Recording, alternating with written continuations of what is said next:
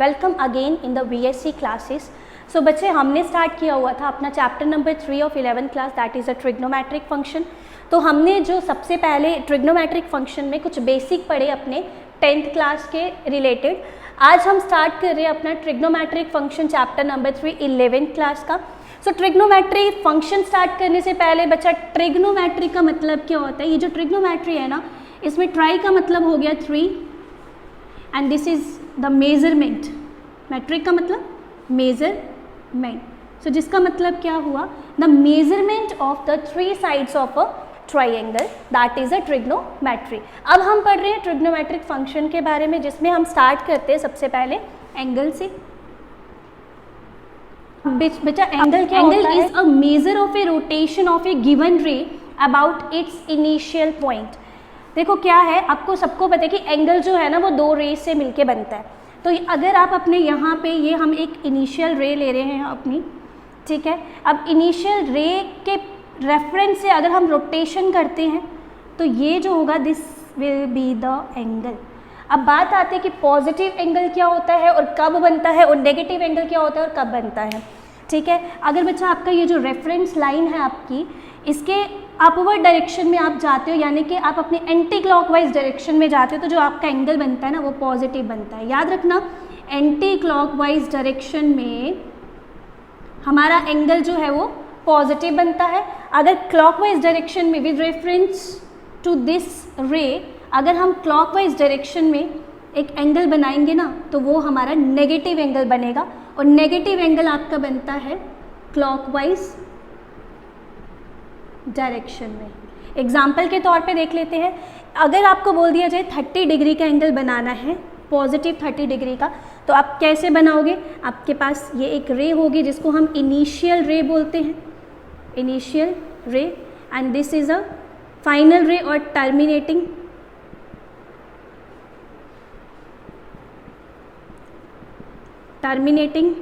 रे।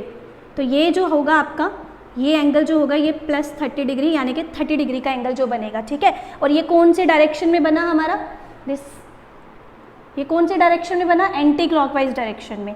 ऐसे अगर आपको -30 डिग्री का बोला गया होगा ना, तो ये आपका एक रेफरेंस लाइन रे है, और यहाँ पे आपका नीचे डाउनवर्ड बनेगा जो angle, anti clockwise clockwise direction में, ये होगा आपका नेगेटिव एंगल।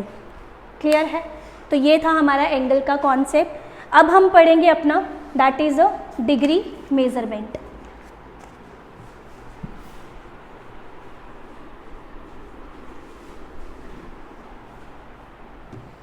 एंगल के बाद अब जो कॉन्सेप्ट आता है ना बच्चा सेकंड, वो आता है आपका डिग्री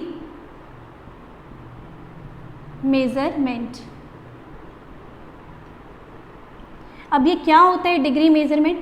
आपने तो पढ़ा हुआ है कि आपका जो एंगल है वो किस में मेज़र किया जाता है? डिग्री में मेज़र किया जाता है, ठीक है ना। जैसे हमने पढ़ा था 0 degree, 30 degree, 60 degree, 45 degree, 90 degree, ये सब हमने पढ़े थे। एंड याद रखना बच्चे, 1 degree is equal to 60 minute के बराबर होता है, and 1 minute is equal to 60 second के बराबर होता है, ठीक है। तो ये हमारा क्या है? That is a degree measurement. जैसे आपका 0 degree, 30 degree, 60 degree, 45 degree, 90 degree, इस तरह से 180 डिग्री होगा, देन आपके पास 360 डिग्री होगा। तो ये हो गया बेसिकली हमारा डिग्री मेजरमेंट। डिग्री मेजरमेंट में आपको जो चीज़ याद रखनी है ना, जो आपका एक्सरसाइज में यूज़ होगी, वो आपको क्या याद रखनी है कि आपका 1 डिग्री किसके इक्वल होता है? 60 मिनट के बराबर, and 1 minute is equals to 60 second के बराबर होता है, ठीक है। इसके बाद डिग्री मेजरमेंट के बाद जो आता है, that is a radian measurement. अब ये रेडियन मेजरमेंट क्या होता है बच्चा? एंगल को हम डिग्री से भी मेज़र करते हैं और एंगल को हम रेडियन से भी मेज़र करते हैं। अभी आपने पढ़ा होगा, जैसे आपने π/3 हो गया, π/6 हो गया, तो ये होता है हमारा रेडियन मेजरमेंट। अब ये π/3 और π/6 क्या है, उससे पहले आप एक कॉन्सेप्ट पढ़ लो। हमारे पास अगर ये देखो एक सर्कल है, मान लो हैविंग अ सेंटर O, और ये आपका आ गया radius which is equals to 1 unit. अगर हमारे पास 1 यूनिट का सर्कल है और इस लाइन के रेफरेंस पे अगर मैंने एक आर्क ड्रॉ करी, तो यहाँ पे ये जो एंगल बनेगा ना, ये बनेगा आपका थीटा, और ये एंगल आपका किस में होगा, रेडियन में होगा।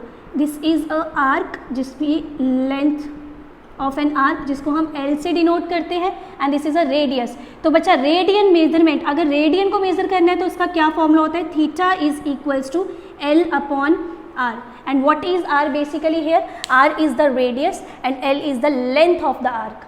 क्लियर है?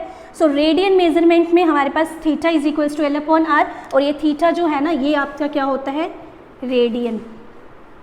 ठीक है, इसको हम रेडियन में मेज़र करते हैं थीटा को। तो हमने अभी डिग्री मेजरमेंट पढ़ा, अब हमने क्या पढ़ा, that is a radian measurement. Now अब हम पढ़ेंगे what is basically the relationship between your degree and the radian, और वो इम्पॉर्टेंट है, relation between degree and radian. ठीक है, अभी हमने क्या ड्रॉ किया था, एक सर्कल, सेंटर O, और यहाँ पे था आपका रेडियस जो कि मैंने 1 यूनिट उसका डिस्टेंस लिया। ठीक है, तो ये जो सर्कल है बच्चा, एक अपनी कंप्लीट रेवोल्यूशन में सर्कल जो है अपने कंप्लीट रेवोल्यूशन में कितने डिग्री का एंगल बनाता है, 360 डिग्री का एंगल बनाता है। तो आपको तो इतना पता है ना, 360 डिग्री का एंगल एक कंप्लीट रेवोल्यूशन में सर्कल बना रहा है, और हमें पता है कि सर्कमफ्रेंस ऑफ ए सर्कल किसके इक्वल होता है, 2 पाई r के, और यहाँ पे r की वैल्यू क्या है, 1, तो 360 डिग्री इज इक्वल टू 2 पाई, साथ में आ जाएगा 1, तो 360 डिग्री इज इक्वल्स टू 2 पाई। जिसको नहीं भी समझ में आया कि ये मैंने क्या बोला, सिर्फ आप इतना याद रख लो कि आपके पास 2 pi is equals to 360 degree के इक्वल होता है, एंड पाई आपका रेडियन है, and this is a degree, and this is basically the relation between your degree and the radian. तो इसी से हमारे बाकी के जो रिलेशंस है वो और निकल के आते हैं। वो क्या है बच्चा, आप यहाँ पे 360 डिग्री इज इक्वल्स टू 2 पाई आपको दिखा, तो 360 डिग्री इक्वल्स टू 2 पाई है, तो पाई की वैल्यू क्या हो जाएगी, 360 degree upon 2, so pi is equals to 180 degree. Clear है? सो यहाँ से अगर बच्चा 1 डिग्री की वैल्यू निकालनी है तो वो क्या हो जाएगी, पाई upon 180, and this is a pi radian is equals to 180 degree. So 1 radian is equal to 180 upon pi.